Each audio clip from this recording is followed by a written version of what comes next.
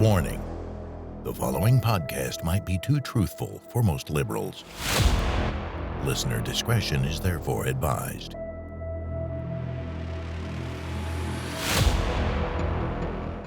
Welcome to the Tea Party Power Hour. I am your host, Mark Galar. Today, we are very pleased to have with us Carolyn Phippen.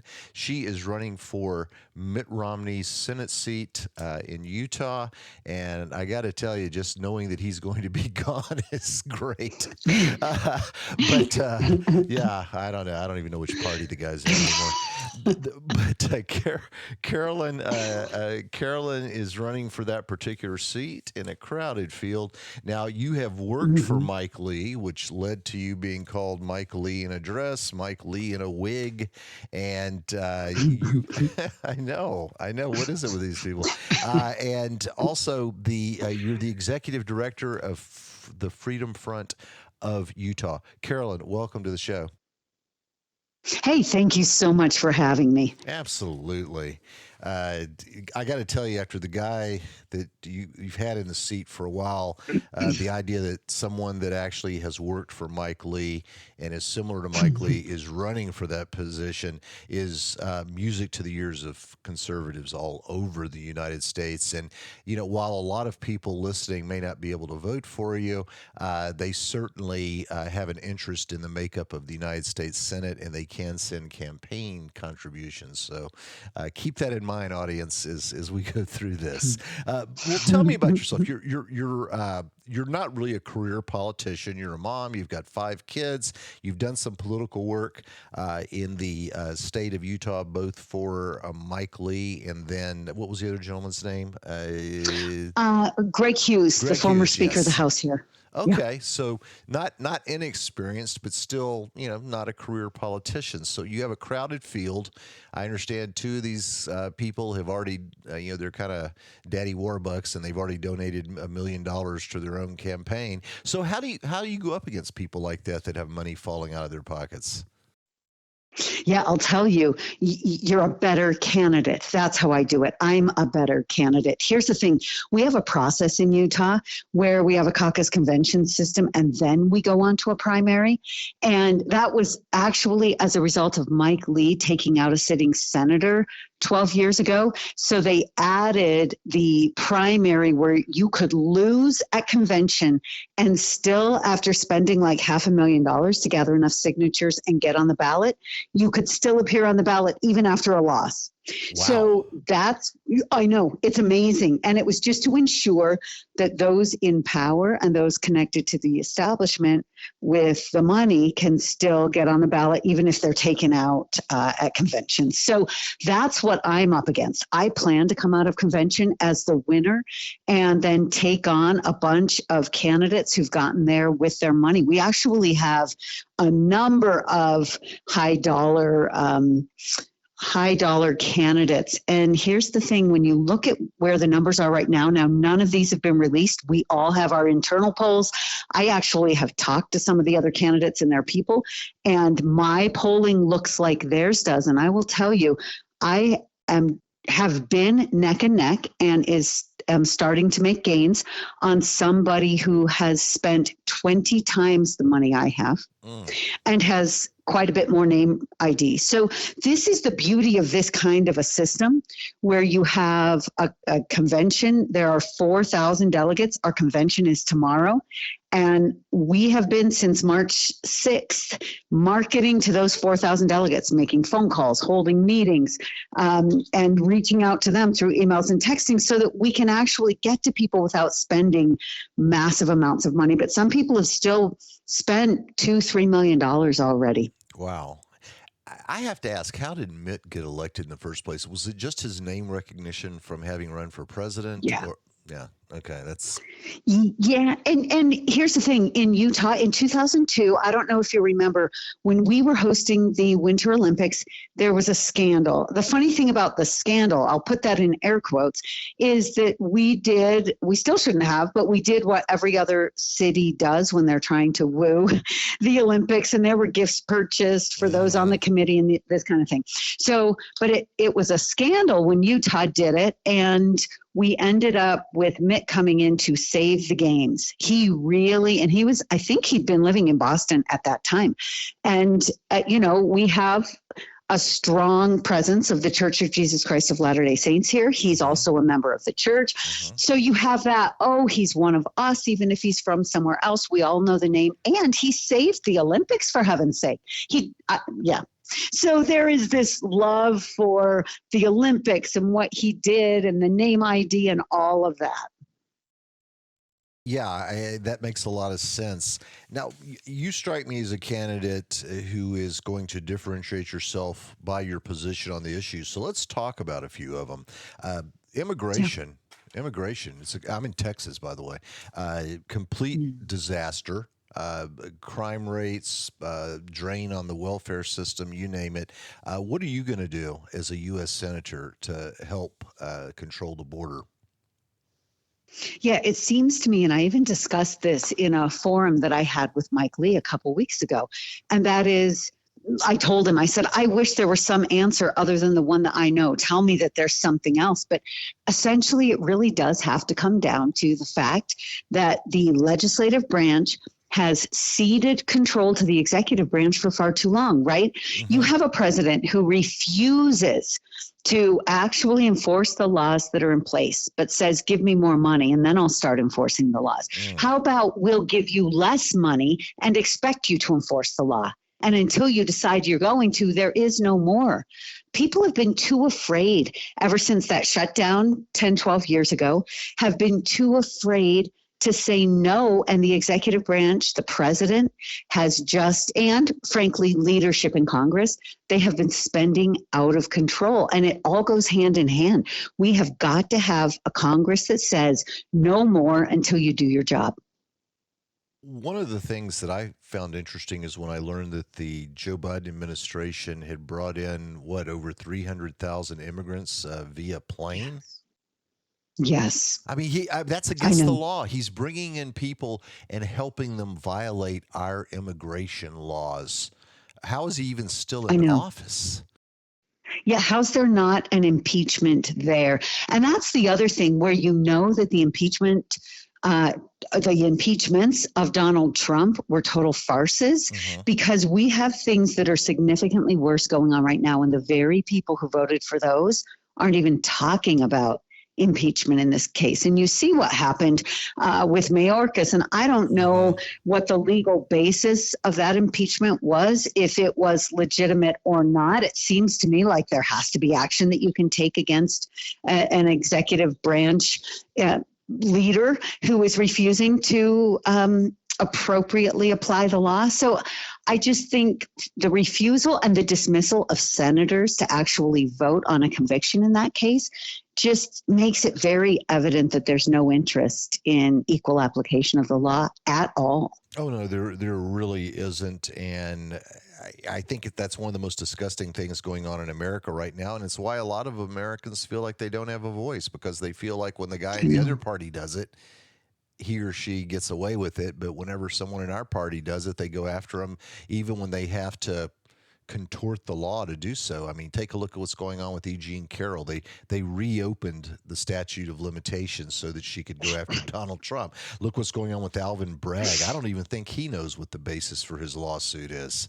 I mean, it's absolutely ridiculous. He's trying to turn a misdemeanor into a felony by saying a more serious crime was committed, but he doesn't even have the jurisdiction to go after federal election fraud. So I don't really understand any of this. I know a lot of these cases are just nonsensical.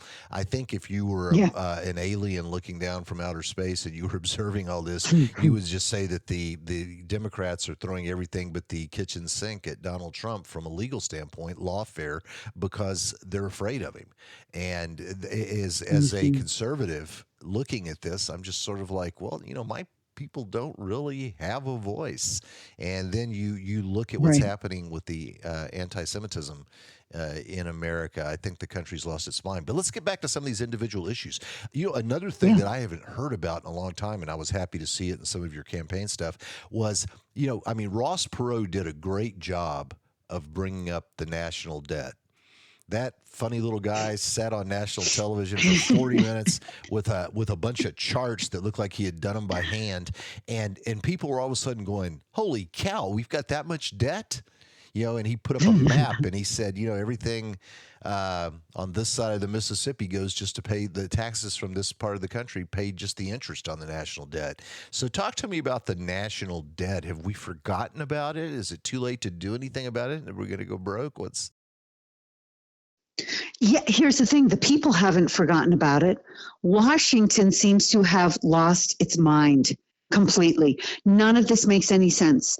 Think about $1 trillion in new debt every 100 days, and none of us can comprehend what $1 trillion is, right? Right. 1 trillion seconds is 32,000 years. These are incomprehensible numbers. You give me a math problem, I'm pretty good with math in my head, but you put more than 4 zeros in there and I'm lost. I can't do it, right? 1 trillion is incomprehensible to us. Yeah.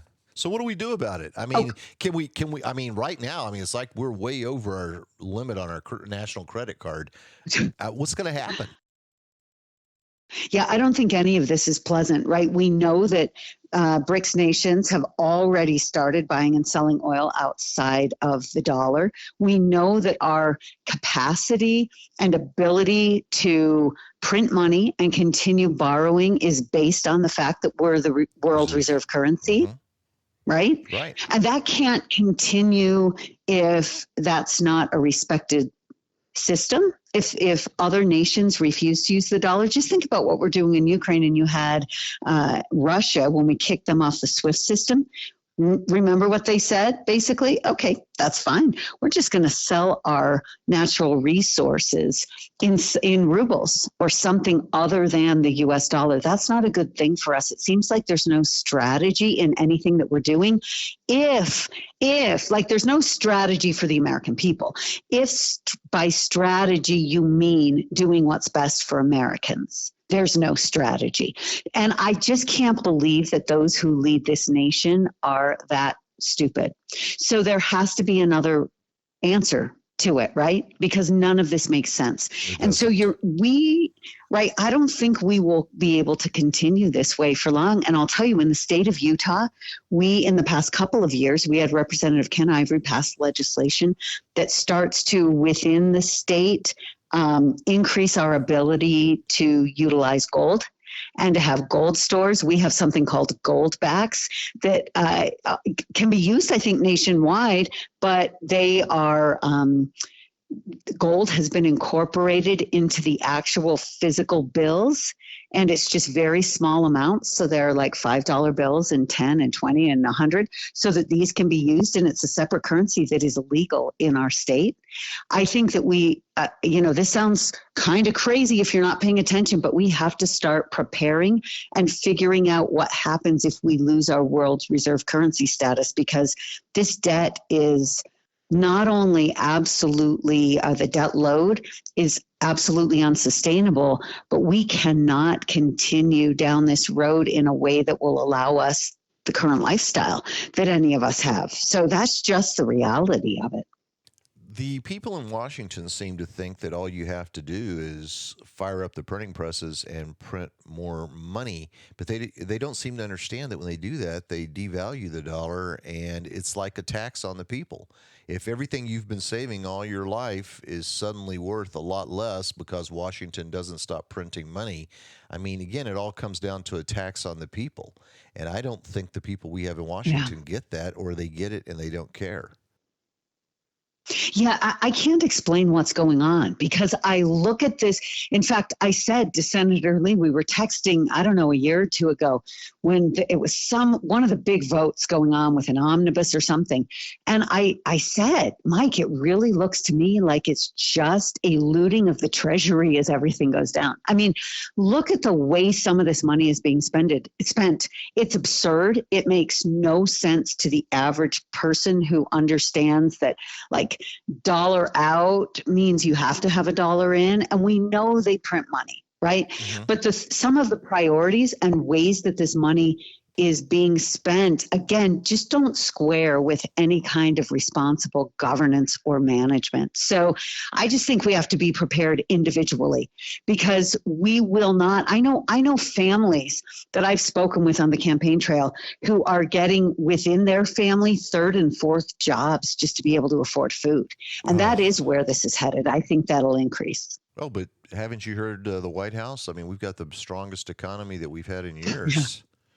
I tell you what, Yeah, they if did there's tell us if that. there's an award for gaslighting, this I know. administration gets it. Let's talk about the RAINS Act. You brought that up in some of your campaign Yeah. materials. Tell my listeners what that is and why you support it. Yeah, and let me tell you, so if you want to look it up, RAINS is REINS, and what it does is force a reining in of the executive branch in the federal government. Right now, we have agencies, and remember, agencies are executive branch. Their main responsibility of that branch of government is to enforce the law. We have agencies that are creating regulations that have the ability to strip us of life, liberty, and property. That sounds like a law to me. And constitutionally, we're established that the legislative branch promulgates law. So what we have here is, if you have agency rule that does one of three different things, and here are the two main ones that I talk about all the time, and that is, if this rule increases consumer prices. I mean, think about that. Think of every regulation that increases prices to the end consumer, just about everything. Or if it has an impact on the U.S. economy that is greater than $100 million a year, it cannot be implemented until Congress votes on it and approves it and passes it. Then you can implement it within the agency. And here's the crazy thing. I was talking to a fellow Republican who said, Carolyn, I just think that our founders never could have envisioned the complexity of our current society and economy.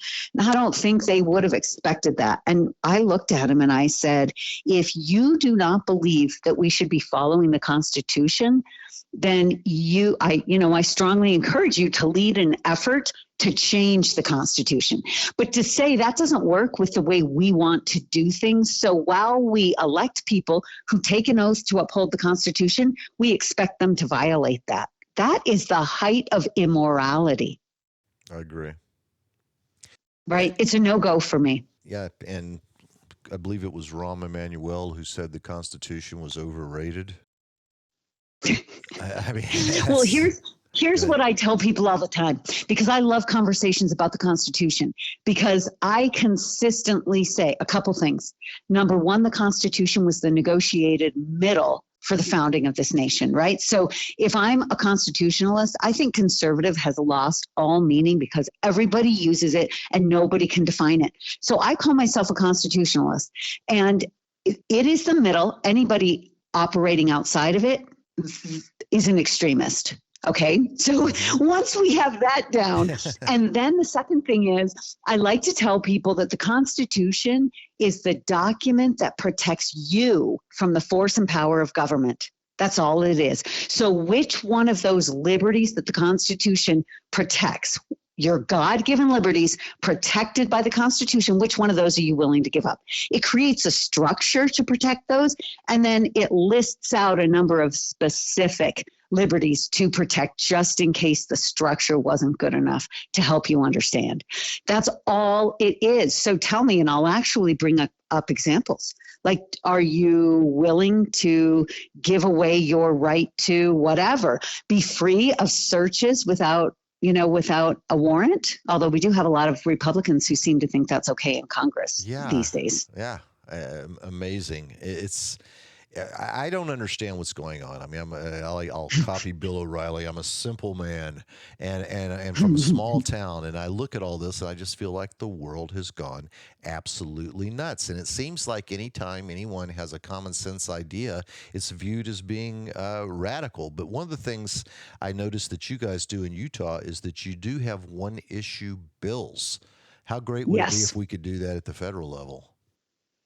I'll tell you, that is one of my priorities, and I'm under no illusions that thing happens quickly.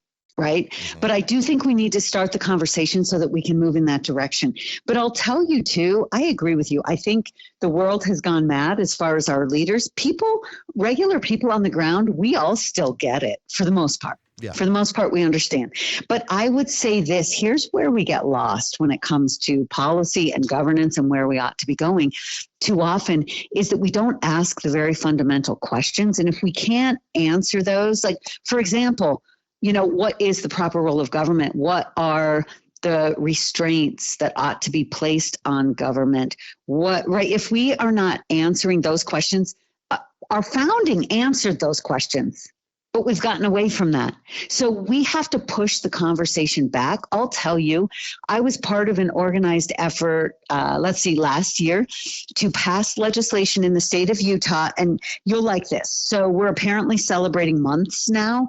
So we passed a bill we got a bill passed that recognizes September, which is Constitution Day is that month, that recognizes September in the state of Utah as Founders and Constitution Month. And not only did we pass the bill, but we then went out and privately raised hundreds of thousands of dollars to put on events and celebrations and buy billboards and publish books and do all kinds of things to start making efforts within the state to educate the public and get them involved in remembering what that basis of this nation is about. That's the only way this is ultimately going to really change. We need to take a quick break to do a little business with America, but we will be right back with Carolyn Phippen.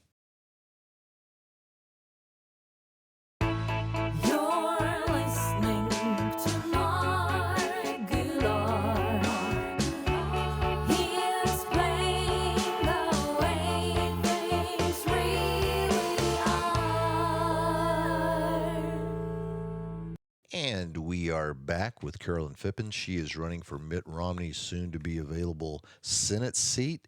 And we were just talking about we need to decide what the scope of government should be. I'd like to have a conversation about what the scope of education should be, because somewhere between the time I was born in the 1960s until now, schools have decided that it's their job to help kids decide which gender they want to be.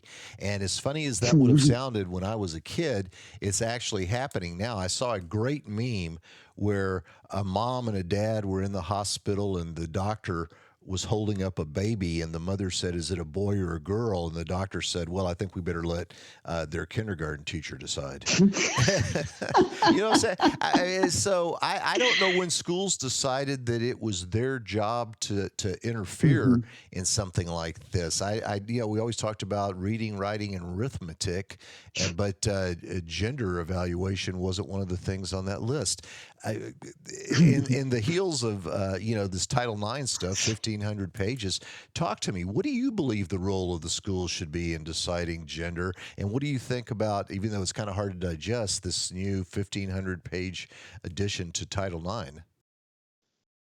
Yeah, schools have absolutely no place in any of this. We made a mistake when we allowed schools to teach sex ed, right?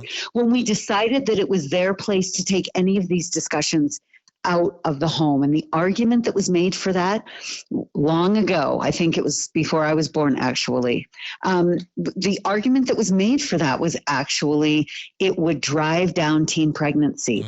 But I'll tell you, Thomas Sowell has written about this, and teen pregnancy skyrocketed after sex ed was put into the schools. This is right. This is the problem with everything that government ever does. Somebody gets some great idea, whether they believe it or not. They get some great idea. They implement a plan. They sell out all these people on the idea, and too many people don't ask questions about whether they don't examine the issue carefully, right? So, that sounds great. They don't ask what the downside might be. Regardless, these things get passed and nobody ever goes back and takes a look at what the actual results of the implementation of that policy or program or anything else is.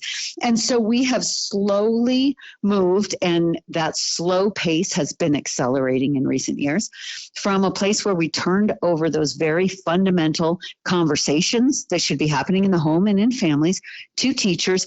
We've moved from that to a place where it is like all out war on parents and families. And let me give you an example. I'll tell you, I lived in Czechoslovakia, former Soviet Union, right after the wall came down. And I would ask people, I lived there for over a year. I was a missionary for my church. And I would ask people, why is it that you had all of these people for 40 years while the communists were there who were sneaking and going to church, but almost no one's children and grandchildren were? And you know what the response was that I received over and over again? Well, the government took these kids and required them to go into government schools at the age of 2 or 3, where they were taught to tell on their parents. The parents could get away with going to church. The government knew who they were, as long as you were quiet about it. You don't tell anyone, you don't make a big deal. That's when you start being persecuted. So you just kind of keep it quiet. You would not tell your kids because they would tell on you. So you'd wait to tell your kids teach them your values and what mattered to you until they were teenagers. And how many of us have raised teenagers? That is not the time to spring a bunch of new information on them that you want them to integrate into their own lives. It doesn't work. No. And that was the destruction of the family that allowed the communist governments to find success in inculcating their values into the next generation. And this is looking an awful lot like that to me. When you look at the current young people out there, say people in their 20s and so forth, they're not having a lot of kids. I was just reading about this morning, and some people are blaming it on Biden's horrible economy, but I think it goes deeper than that. I mean, these kids have been hit with Marxism since kindergarten, and they don't really value having a family. And wiping out the core family, of course, is one of the goals of Marxism or communism. So they seem to be successful right now. I mean, if you talk to any of our young people, they have no interest whatsoever in having kids and having a family. And it just seems like it's part of that, hey, gender doesn't mean anything anymore. A family doesn't mean anything anymore. There's no such thing as a man or a woman. They're taking away your individuality. They're taking away your family, and they also want to take away your religion. They want you to be far from God. So, I mean, where do you see this ending? Because right now, I got to tell you, I think the bad guys are winning. Yeah, I think they are, but I will also say this. I think that right before we win, always, right before we turn things around, and I think we're still a ways out from that. Mm-hmm. We feel like we're losing. I do think that's how this is going to go for a while, because what happens is, and this is unfortunate, but too many people don't change or take action until they feel pain. True. And so while there are some of us who have been paying attention and understand what's going on, more and more people are coming our way, and I think it'll take quite a bit more pain before we get the critical mass that will really turn this around. And I think that the harder you fight on these things, the more vicious the battle becomes, because they are winning. They have been winning with very little resistance, unfortunately, for an awfully long time. And so I think you look, for instance, at what's going on with Trump and the massive persecution. Right. This is all out war on one individual, but it is a simplification of what's going on. It's an illustration of what's going on with all of us. There is an all-out war on our values, on the preservation of the United States of America as a nation that is that light on a hill, that is the essence of freedom and prosperity and innovation and growth, economic growth for the world. We have been that. And some of us understand that's what we have been and what we can be again. But there are those, for whatever reason, are seeking to change that. And it's obvious. And so I think we just have to keep fighting this battle. But I'll tell you, I tell people all the time, there is no temporal savior. So stop looking for one. It requires every good person who can see what's happening to get up off of their couch and start organizing with each other and figuring out how they can make a difference within their own community. I'll tell you, I am on the board of an organization here in Utah. We're the ones who got that legislation passed called Utah Citizens for the Constitution. And the woman who leads that group, Jen Brown, she has this unbelievable idea that she came up with a couple of years ago, creating these councils in every legislative district throughout our state that is organized, and she's very organized, and information flows through these councils to our elected officials at every single level. Because too often what happens is we elect good people who get very confused by establishment narratives because they personally are not so steeped in the principles of our founding. It's easy for them to get confused and carried away. And they need to be checked by us all the time. So this is going to take a lot more reminding than we've been doing, and then kind of teaching them that they need to be responsive to us. We're years out, but I'm telling you, I feel great about what we're doing here in Utah on the ground. And I think that your listeners should go and take a look at that, because I think this same type of system needs to be replicated in every state across the nation, and we will turn this around. I like your enthusiasm. I got to tell you, I have to talk to people like you to get a glimmer of hope, because I can't seem to get through to a lot of people. And you mentioned what we have to do. You said get off our couch. I remember one time I was sitting at a table with a bunch of conservatives, and they were talking how horrible this one particular actress was in terms of spreading the Marxist disinformation and so forth. And I said, okay, I agree with you. The next time one of her movies comes to town, what if we all got together and made signs and protested outside of the theater? And she looked at me and she said, oh my gosh, Mark, that's not dignified. That's what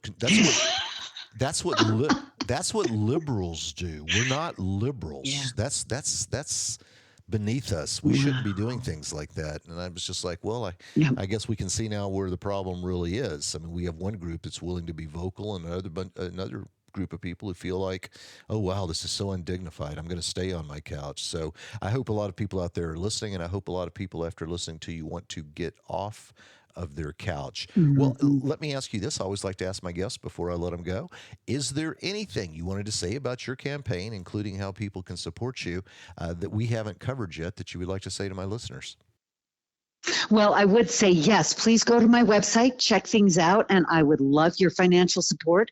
It's carolynforsenate.com, but let me tell you, after I was called by my Twitter antagonists, Mike Lee in a Wig, I went out and bought MikeLeeInAWig.com and redirected it to my website, which Mike, by the way, thinks is hilarious. Great. Okay. And so you can go to then you don't need to worry about how to spell my name. Just go to MikeLeeInAWig.com. It'll take you to my website. Yes. I love your sense of humor, and I love Mike's for going along with that. Thank you so much for being here today, Carolyn. I wish you the best of success, and I hope that one day I'll have you back on the show as Senator Carolyn Phippen. So sounds great. Thank you so much, Mark. Thank you so much for being here. I really appreciate it. Thank you. Yep. Bye-bye. You've been listening to the Tea Party Power Hour with Mark Gillar.